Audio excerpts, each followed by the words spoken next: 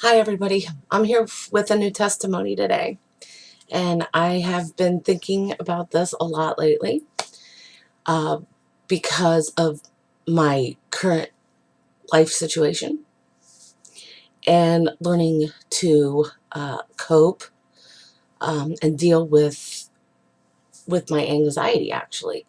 And if you remember from a previous testimony that I had given, that I have an anxiety disorder. And this is something that I will live with for the rest of my life with. And coping with it and living with it can be very difficult and very challenging. And some days are better than others. And that's just my way of living, basically, in life. And I've also been very open and very candid about how complicated and complex life can be. And it is. There is no easy way around getting through life at all. But we also want to have a positive attitude at the same time. And that can be very difficult and very challenging for anyone with a generalized anxiety disorder. And the reason why I'm opening up more about this is because I've been proactive in the past about this issue. And there's just a lot of things that come into factor with anyone with generalized anxiety.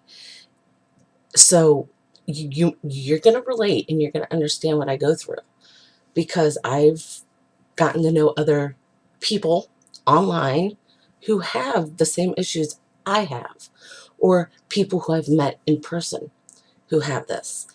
And I've heard so many stories how some people are not even on medication for their anxiety.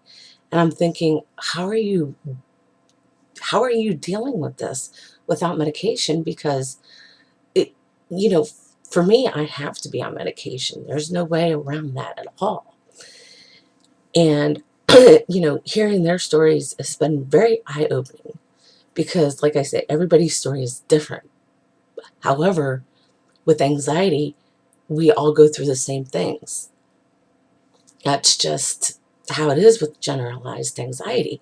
And the reason why I'm talking about this in this new testimony of mine is because I'm being more proactive and sharing more about this, because so many people out there, or maybe you're watching this and you just don't know how to deal with it or cope with it. And you're doing what you can, but you just don't know where to go and you don't know who to turn to because you feel like no one's going to understand you. Well, in my particular case, or in my situation, um, my family has been very understanding of this. Some family members don't understand it. So this is why I am being more open and more proactive in talking about it, because, like I say, some people just don't know how to talk about it because there are so many stigmas around it. That it's, a crazy person's disorder or disease or illness. We all are different in a normal kind of way. And I've told a few people this, that we have beautiful minds. Everybody's got a beautiful mind. And it's just the way we operate as human beings. We're all normal, we're all human beings, none of us are perfect, and we just go through different scenarios or situations. And for me, anyhow, when I get sad, I want to get depressed. And I don't want to go there because I went through that before. And getting depressed, you want to isolate yourself and you want to avoid life situations. Well, that's just not, I don't want to say that. I don't know how I want to put that, because it's such a difficult topic to talk about when it comes to depression of course, with generalized anxiety, because it does go hand in hand, quite a bit actually. And some folks just don't know, like I say, they're just not sure how to deal and cope with it. You have to be more careful with yourself. You have to spend more time for yourself. And for me, that's very difficult to do because I'm always so used to being there for other people and wanting to help everybody else in the process of everything, when it should be me that I should be thinking about, even though I, it sounds selfish to me. If I say that, it sounds selfish. And I don't want to be that way either, because I've always been the kind of person that always gives to somebody else. And I'm always there to listen to someone, listen to their problems or situations, and never really pay attention to me. So I've had to learn a lot of new coping skills to better take care of myself. And I remember saying something before that, a year ago to where I am now has done a complete 180. A year ago, I was such a workaholic. I was always a workaholic, never taking time for myself. I never sat down long enough to really, relax or enjoy something that I liked doing. And I was always putting a lot of pressure on myself and expecting myself to do more than what I should be doing. To make a long story short, I've had to learn not to do so much and take more time for myself and do the things that are relaxing, not just for my mind mentally, but for myself physically. And I am overweight. That's just who I am as a human being. I have some medical conditions that have contributed to that over the years, and that's just who I am as a human being, as a person. And I've told some people, if you're uncomfortable being around me, then just go away. I'm not perfect. Like I say, none of us are. We're all human beings. We all have our own different biological makeup, and circumstances in life and situations and challenges, because that's life. Life is, like I said, life is complicated. There are no easy rides to get through life. It's just how we balance it. And it was very hard for me to balance that for a very, very long time. And I'm learning how to balance my life now, the best that I can, considering my own private situation right now with my family. And but where I'm getting at is that anyone with mental health issues or an illness, try to be better on yourself. It's a very difficult thing to do. It's a very long process to deal with, and you have to learn to be better on yourself. And I know it's hard. I'm going through this right now, trying to balance myself with my current situation in my family, and I'm taking on more responsibilities in the household as well. So it's just, I think at times it kind of builds up in me, and then my anxiety just gets to the best of me, and I have to learn to let it go at times.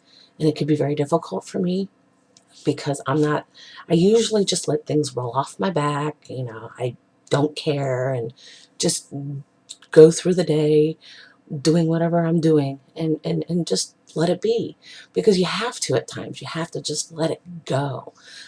And for some folks, it's hard and difficult to just let it go. A lot of people take things really personally. I've never been the kind of person who, say, sugarcoat. I'm not the kind of person that sugarcoats anything. If I'm going to say something, I'm going to say it. And I've always had a big mouth being around people. And filtering myself is not me. I'm not the kind of person that would filter my mouth over anything. If I want to say something, I'm going to say it. And I'm going to be straightforward about it. And my closest friends and my special someone, they know how unfiltered I can be and say what I need to say and address it completely head on, because that's just who I am as a human being. My father is that same way, so I get that from him. So there's just a lot of things that come involved with living with any kind of mental health, issue or illness. It is an illness. There's no way around that. People who say that it's not an illness, you're lying.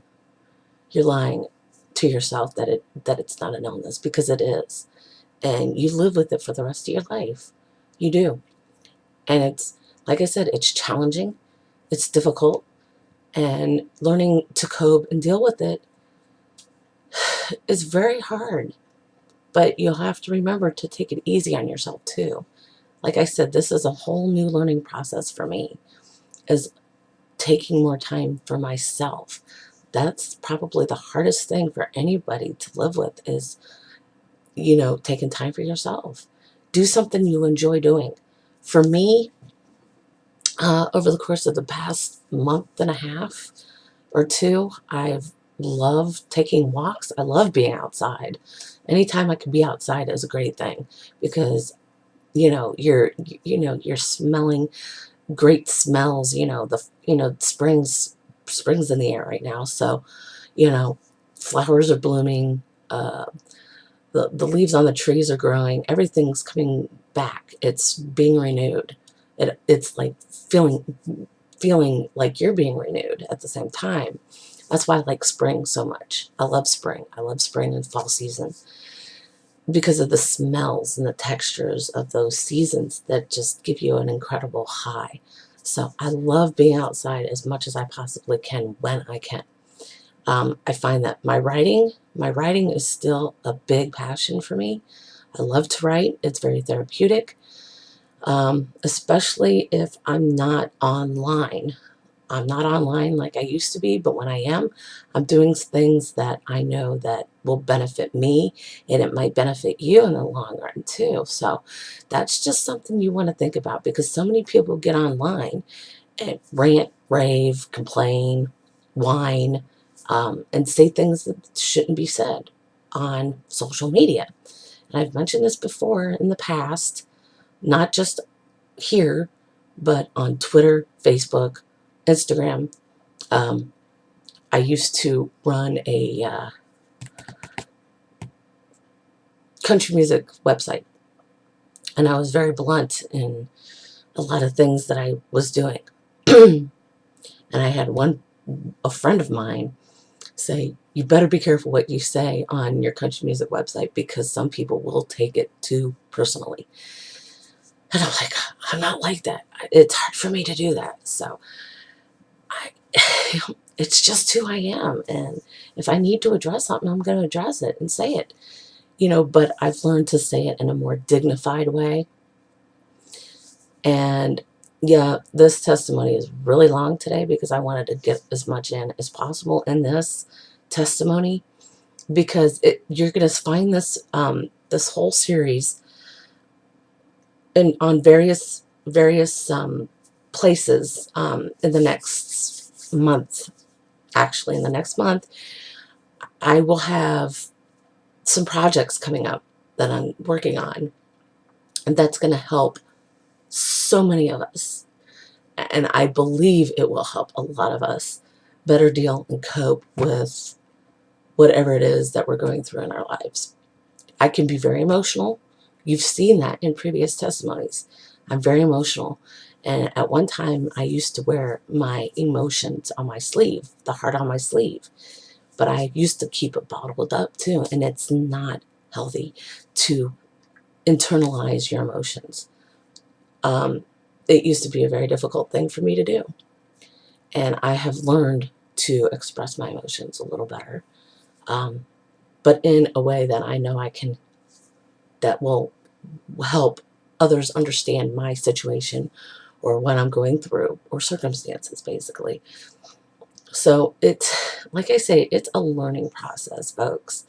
We just have to learn to calm down, um, calm ourselves mentally, calm ourselves physically, emotionally. It's a constant thing.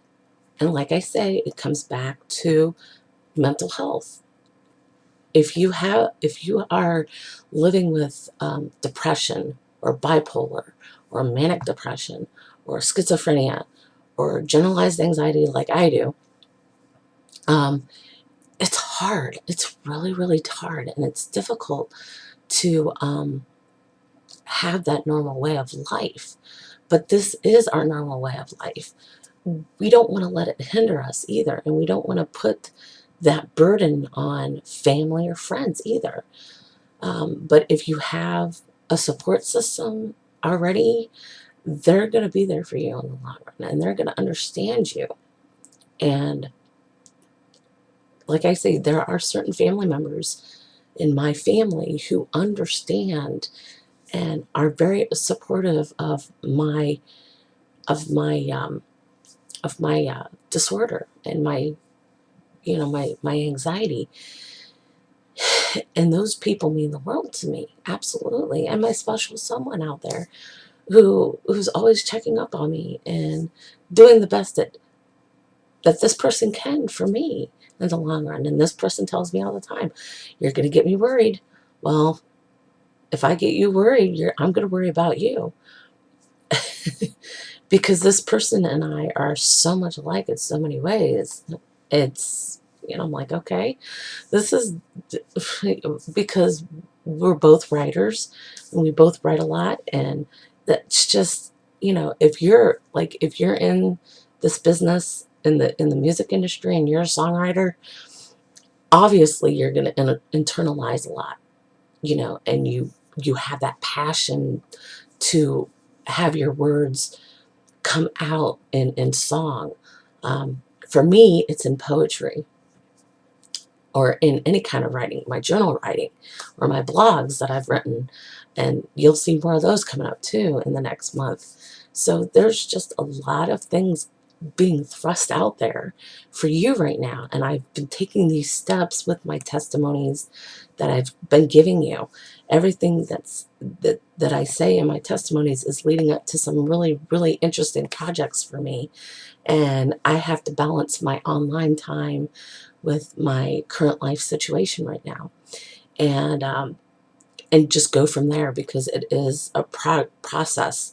It's a process of eliminating toxins out of your life. It's a process of eliminating the negativity from your life. It's hard to get away from that negativity, especially if there's somebody in your family who just always has that negative, pessimistic attitude. It's hard and it's difficult. So I'm not giving any advice. This is not me. I don't give advice to people anymore. But the where I'm getting at is the fact that we are normal. We have our own normalcy. Everybody's different. We're all differently unique. We all have our own genetic makeup.